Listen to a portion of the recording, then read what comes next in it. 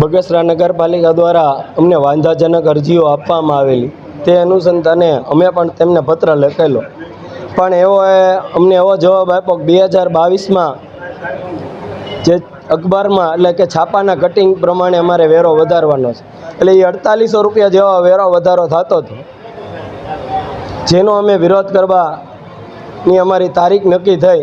તે પહેલાં બગસરા નગરપાલિકાએ એમ કીધું કે આટલો વેરો નથી કરવો, અમારે આટલો જ કરવો છે, જેમાં અમારો સહયોગ પણ નથી લેવામાં આવેલો.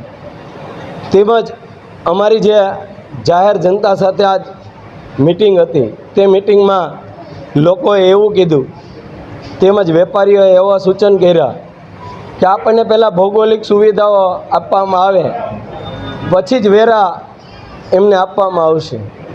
જ્યાં લગન અમારી ભૌગોલિક સુવિધાઓ જે અમને પ્રાપ્ત થવી જોઈએ, જે સરકારના બંધારણની અંદર છે, ધારાધોરણોમાં હોય છે, તે અમને પ્રાપ્ત નહીં થાય તો અમે 1 રૂપિયાનો પણ વેરો વધારો નહીં આપીએ.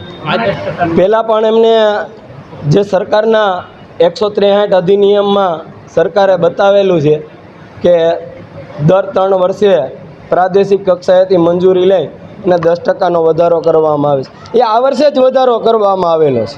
આ ફરી વખત 1/4 પછી આ છઠ્ઠા મહિનામાં પાછો વધારવો છે. ત્યારે 10% વધ્યો હતો અને હવે તો એને 550% વધારવો છે. એટલે હિટલર સહી હોય ને એ પણ નાની પડે આમાંથી. એમાં અમને આમંત્રણ ન આપે, એમના મળતિયાઓને ભેગા કરીને કરવામાં આવ્યું છે. જો સાચા જ હોય તો હવે પછીનો એવો નિર્ણય રહેશે કે ગામને સાથે રાખી એને અમે ગાંધી ચિંધ્યા માર્ગે આંદોલન કરીશું. અમારી ટપાલની વ્યવસ્થા જ્યારે પૂર્ણ થઈ જશે પછી અમે તમને ફરી વખત બોલાવીશું.